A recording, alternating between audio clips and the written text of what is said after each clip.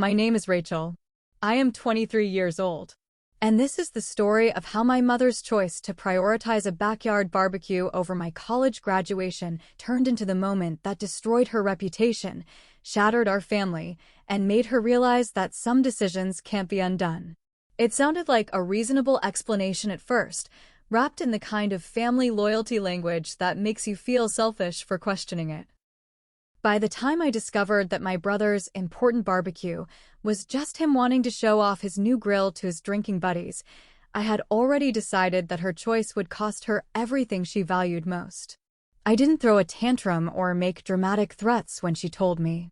I smiled, said I understood, and quietly started documenting every lie she'd built her image as the perfect mother on.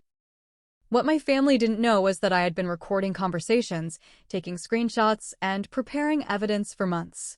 6 weeks later, when her phone started buzzing with horrified calls from relatives, confused messages from her church friends, and angry texts from neighbors asking why they were seeing my graduation photos all over social media with the caption, "Look who didn't show up," she whispered the same words I had heard her use about other family disasters. "This cannot be happening." But this time, she wasn't talking about someone else's drama. She was talking about the daughter who had just exposed 23 years of favoritism to everyone she knew. Stay with me until the end and you'll see exactly how that one barbecue didn't just hurt me, it became the viral social media post that turned her into the neighborhood's most talked about mother, and not in the way she'd always dreamed. I didn't wake up that Saturday morning expecting my college graduation to become the day I declared war on my own family. I had been planning this moment for 4 years, through student loans that would take decades to pay off, part-time jobs that left me exhausted, and the constant pressure of being the first person in our family to earn a college degree. My cap and gown hung in my closet next to the dress I'd bought specifically for the graduation dinner I thought we'd have afterward. I had sent my mother all the details months in advance, printed copies of the ceremony program, parking information, even a map with the exact location of my seat so she could wave at me when I walked across the stage. The Thursday before graduation, she called me with that particular tone in her voice that I'd learned to recognize as the sound of disappointment being delivered with a smile. "Rachel, sweetheart," she began, and I already felt my stomach tighten. "I have some unfortunate news about Saturday." I was sitting in my dorm room, surrounded by packed boxes and the remnants of 4 years of college life. My diploma frame sat empty on my desk, waiting for the moment that was supposed to be the proudest of my life. "What kind of unfortunate news?" I asked, though I was already preparing myself for whatever excuse was coming. "Your brother is having his big barbecue this weekend," she said, like this was information I should have already known. "You know how important this is to him. He's been planning it for months, and he's specifically asked me to be there to help with everything." I let the silence stretch between us while I processed what she was actually saying. "Mom," I said slowly, "my graduation is on Saturday. We've had this plan since January." "I know, honey, and I'm so proud of you. But Marcus really needs me there. This barbecue is a big deal for him. He's inviting all his coworkers, and he wants to make a good impression. You know how important networking is for his career." Networking. At a backyard barbecue. While I walked across the stage to receive the college degree that no one else in our family had ever earned. "So you're choosing his barbecue over my graduation," I said. It wasn't a question. "It's not about choosing," she replied, falling back on that diplomatic tone she used when she wanted to make her preferences sound like unavoidable circumstances. "It's about being where I'm needed most. You're strong and independent. You'll be fine on your own. But Marcus really needs family support right now." There it was. The same logic that had governed my entire childhood. Marcus needs. Rachel will be fine. Marcus deserves support. Rachel is independent enough to handle disappointment. "What about Dad?" I asked, already knowing the answer but needing to hear it confirmed. "He's helping Marcus with the grill setup. You know how particular Marcus is about getting everything perfect. Besides, graduations are mostly just sitting there listening to speeches, right? We can celebrate properly when you get home." I stared at the graduation program on my desk, my name printed in small black letters under Bachelor of Arts, magna cum laude. For years of maintaining a 3.8 GPA while working 25 hours a week to pay for textbooks and groceries. For years of skipping parties and social events to study in the library until it closed. For years of calling home excited about every good grade, every academic achievement, every step closer to this moment. And my parents were choosing to watch my brother flip burgers for his drinking buddies. Okay, I said quietly. I understand. The relief in her voice was immediate. I knew you would. That's my mature, responsible daughter. We'll have our own celebration when you get back. Maybe we can go to that nice steakhouse you like. After she hung up, I sat in the silence of my nearly empty dorm room and made a decision that would change everything.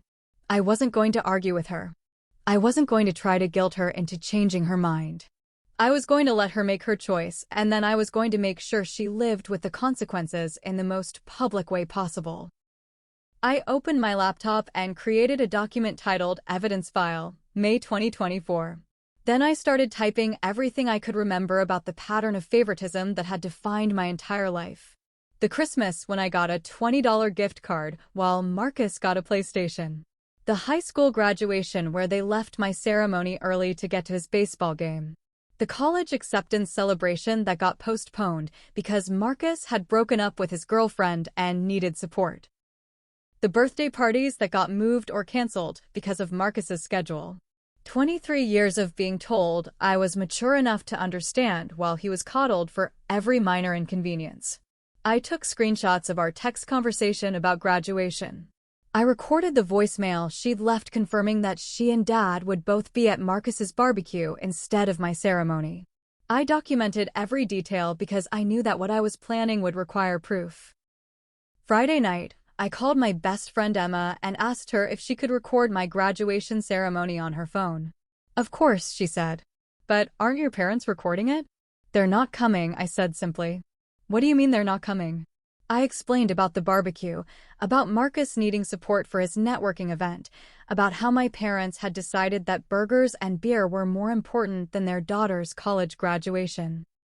Emma was quiet for a moment, then said, "Rachel, that's horrible. I'm so sorry." "Don't be sorry," I said. "Just make sure you get good video of me walking across that stage. I want clear footage of the empty seats where they should have been sitting." "What are you planning?" she asked, and I could hear the concern in her voice. "I'm planning to make sure they never get the chance to disappoint me like this again." Saturday morning, I woke up to a group text from my family. Photos of Marcus's backyard setup. Dad assembling tables. Mom arranging flowers. Marcus standing proudly next to his new grill like he'd just cured cancer. Not one message asking how I was feeling on my graduation day. I took screenshots of everything. The timestamps showing they were all awake and active, just not thinking about me. The cheerful family photos that would perfectly contrast with what I was about to reveal. At 10 a.m., 2 hours before my graduation ceremony, my mother texted me privately, "Thinking of you today. So proud. Take lots of pictures. Can't wait to hear all about it." I stared at that message for a long time, then typed back, "Will do. Hope the barbecue is everything Marcus dreamed of." What she didn't know is that I had already prepared the social media posts that would be going live throughout the day. At 11:30, I put on my cap and gown and took selfies in my dorm room. Alone. I posted the first photo on Instagram with the caption, "Getting ready for graduation. So excited to walk across that stage after 4 years of hard work. Can't wait to see my family in the audience." I tagged my parents and Marcus. At noon, as I walked to the graduation venue, I posted another photo of the campus with the caption, "Heading to the ceremony now. Looking for my family in the crowd." Again, I tagged all of them. During the ceremony, Emma recorded everything just like I'd asked. When they called my name to receive my diploma, she got perfect footage of me walking across the stage, shaking hands with the dean, and then looking out into the audience where my parents should have been. The camera panned across the section where families were sitting, showing clearly that there were empty seats with my name on them. Right after the ceremony, while my parents were probably still flipping burgers, I uploaded the video to Facebook, Instagram, and TikTok with a caption that would change everything. "Just graduated college magna cum laude. For years of hard work finally paid off. Look for my family in the audience. Oh wait, you can't, because they chose to go to my brother's backyard barbecue instead. But hey, I'm sure his potato salad was worth missing this once-in-a-lifetime moment. Hashtag priorities, hashtag family first, hashtag graduation, hashtag alone. I tagged every family member I could think of. My parents, Marcus, my aunts and uncles, my grandparents, family friends, even some of my parents' coworkers whose social media profiles I could find. Within 30 minutes, the comments started pouring in. Wait, your parents missed your graduation for a barbecue? I can't believe this. You worked so hard for 4 years and they couldn't show up for one day. This is heartbreaking. I'm so proud of you for graduating, since your family apparently isn't. Your brother couldn't have his barbecue any other weekend? This makes me so angry. You deserved better. But I wasn't done. At 6 p.m., while my family was probably sitting around Marcus's backyard table eating dinner, I posted a photo compilation. Pictures of me getting ready alone. Pictures of the graduation program with my parents' names listed as unable to attend. Pictures of other families celebrating with their graduates. And finally, a screenshot of the group text from that morning showing my family setting up for the barbecue. The caption read, "Since so many people have been asking about my graduation, here's the full story. My parents chose to attend my brother's casual backyard barbecue instead of my college graduation. When I asked why, my mom said I was strong and independent and would be fine on my own, but that my brother really needed family support for his networking event. Apparently, for years of college and graduating magna cum laude is less important than making sure the hamburgers are cooked properly. But don't worry, they promised we can celebrate at a restaurant when I get home, so I guess that makes up for missing the actual ceremony." Hashtag graduation, hashtag family, hashtag priorities, hashtag magna cum laude, hashtag 4 tears. This post got shared. A lot. By my classmates, by their parents, by family friends who couldn't believe what they were reading. Within 2 hours, it had over 500 reactions and 200 comments. My phone started buzzing with notifications as extended family members began commenting. "Rachel, I had no idea they weren't going to be there. This is unacceptable. Aunt Linda. I'm appalled. If I had known, I would have driven down to be there myself. Uncle Jim. Your parents should be ashamed of themselves. Congratulations, sweetheart. We're proud of you even if they couldn't be bothered to show up. Grandma Betty.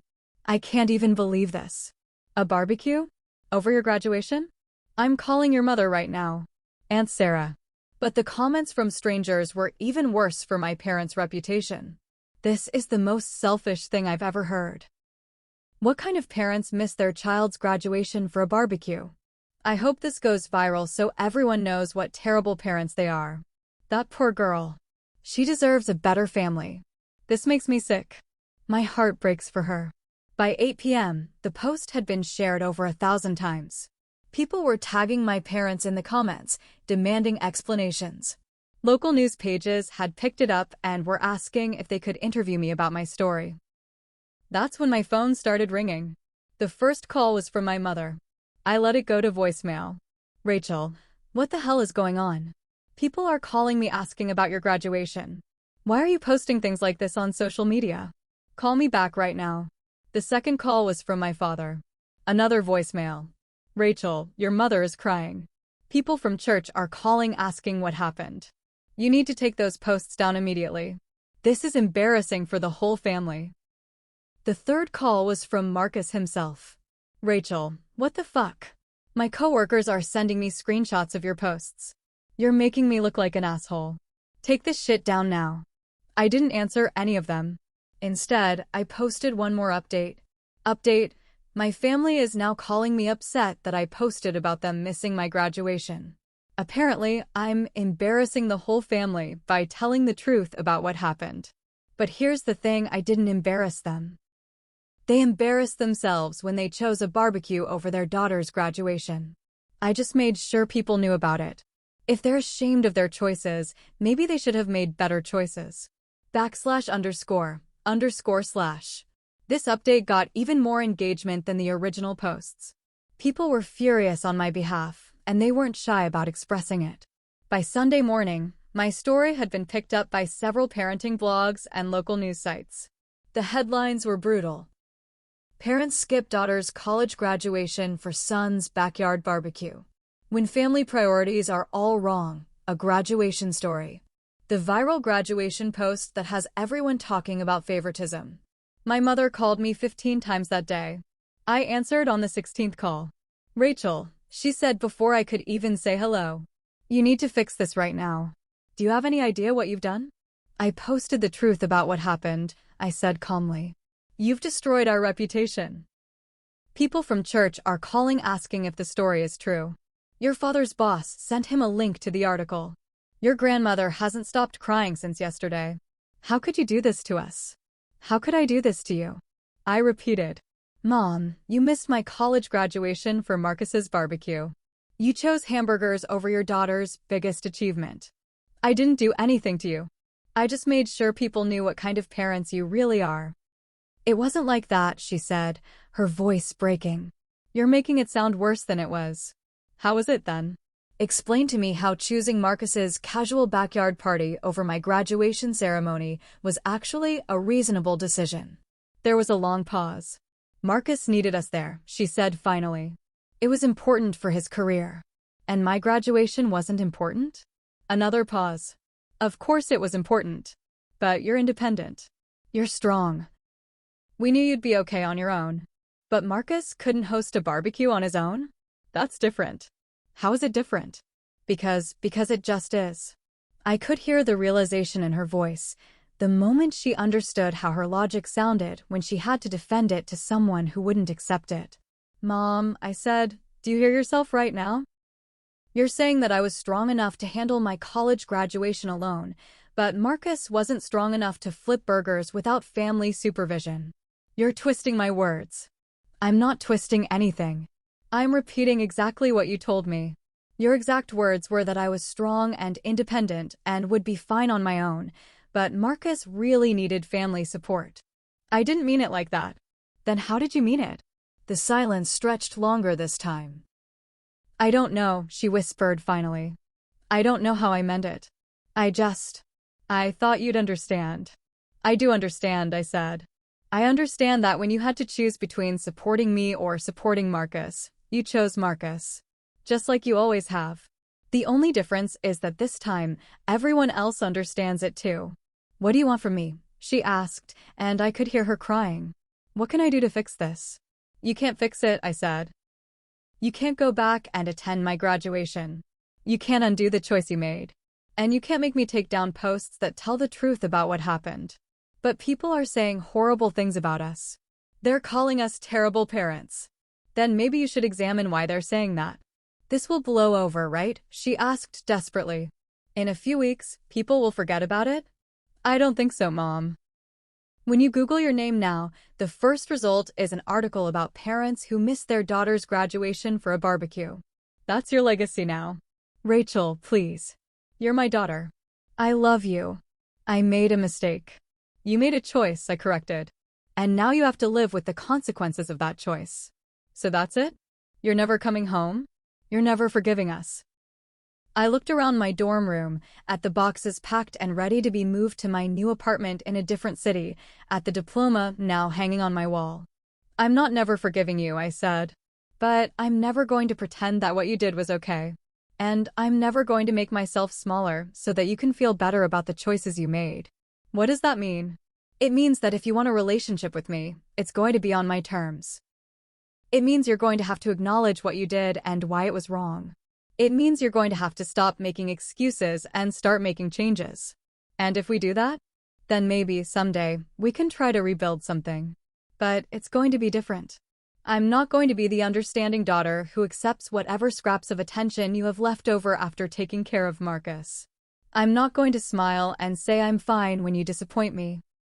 And I'm never going to let you forget that when I needed you most, you weren't there." "Those posts," she said quietly. "Are you going to keep them up?" "They're staying up," I said. "Because that's what happened. And if you're embarrassed by the truth, maybe you should think about why." I hung up before she could respond. Over the next few weeks, the story continued to spread. I started getting messages from other people who'd experienced similar family favoritism, thanking me for speaking out. Parents reached out to say that my story had made them reconsider their own behavior toward their children. A parenting blog asked me to write about my experience, which I did. The article was titled, "The Day My Parents Chose My Brother's Barbecue Over My Graduation and Why I'll Never Forget It." It was shared thousands of times and sparked conversations about sibling favoritism in families across the country. My mother continued to call periodically, begging me to fix the situation. She wanted me to post a follow-up saying that we'd worked things out, that my parents weren't really as bad as people thought, that it was all a misunderstanding. I refused every time. "You want people to think better of you?" I told her during one of these calls. "Then be better. Stop asking me to clean up your reputation and start actually being the parent you should have been all along." Marcus tried a different approach. He called me angry, demanding that I take down the posts because they were affecting his career. "People at work keep asking me about it," he complained. "It's embarrassing." "Good," I said. "Maybe now you know how it feels. It wasn't my fault that they chose the barbecue over your graduation. Wasn't it? You couldn't have had your barbecue any other weekend? You couldn't have told them to go to my graduation instead? I didn't know it was that important to you.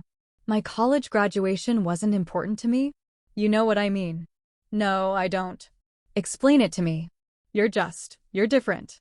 You don't need as much support as other people do." There it was. The same logic that had justified every unfair decision my parents had ever made. Rachel doesn't need as much. Rachel is different. Rachel will be fine. "You're right," I said. "I am different. I'm different because I don't accept being treated like I matter less than you do. And now everyone knows that's how you all see me. So you're just going to ruin our family over this?" "I didn't ruin anything," I said. "I just stopped pretending that the way you treated me was normal." 6 months later, my story was still being shared and discussed online. I had moved to a new city, started a new job, and built a life that had nothing to do with managing my family's expectations or making excuses for their behavior. My mother still called occasionally, but the conversations were different now. She didn't try to convince me that what she'd done wasn't that bad. She didn't ask me to take down the posts. She just told me she missed me and hoped that someday I could forgive her. "I've been thinking about what you said," she told me during one of these calls. "About how we always expected you to be strong enough to handle disappointment while we protected Marcus from it. And you were right. We did treat you differently. We expected more from you because you were capable of handling it, but we never stopped to think about whether you should have to handle it." It was the closest thing to an acknowledgement I'd ever gotten from her. "What about Marcus?" I asked. "Marcus is learning. He's been going to therapy. He says he never realized how much we favored him until he saw everyone's reactions to your posts. Good for him. Is there any chance," she said carefully, "that you might consider coming home for Christmas?" I looked out the window of my apartment at the life I'd built without them, at the friends who valued me, at the career that was thriving because I'd finally learned to value myself. "Maybe," I said. "But if I do, it's not going to be like it used to be. I'm not going to pretend that nothing happened. I'm not going to be the daughter who settles for less so that everyone else can have more." "I understand," she said. "And Rachel, thank you." "For what?" "For not letting us get away with it. For making us face what we did. For not protecting us from the consequences of our choices the way we should have been protecting you." It wasn't a complete apology, but it was a start. People often ask me if I regret posting about my graduation, if I think I went too far by making my family's behavior public. They want to know if the viral attention was worth the family drama, if I'm happy that my story became an internet sensation. The truth is more complicated than a simple yes or no. I don't regret telling the truth about what happened. I don't regret refusing to protect my parents from the natural consequences of their choices. But I do sometimes wonder what might have happened if I'd handled it differently, if there was a way to get their attention without getting the attention of the entire internet. What I know for sure is that the viral posts did something that 23 years of private conversations never could. They forced my family to see their behavior through other people's eyes. They made it impossible for my parents to dismiss my feelings or rationalize their choices. They created consequences that couldn't be ignored or explained away. Most importantly, they taught me that I didn't have to accept being treated as less important than my brother. That my achievements deserved celebration, my feelings deserved consideration, and my presence in their lives was a privilege, not a guarantee. My college graduation will always be the day my parents chose my brother's barbecue over my milestone achievement. But it's also the day I chose myself over a family that had spent 23 years taking me for granted. And honestly, that choice has made all the difference. So tell me, if your family spent your entire life showing you that you mattered less than your sibling, and then proved it by missing the biggest day of your life for something completely trivial, would you have quietly accepted it? Or would you have done what I did and made sure the whole world knew exactly what kind of parents they really were?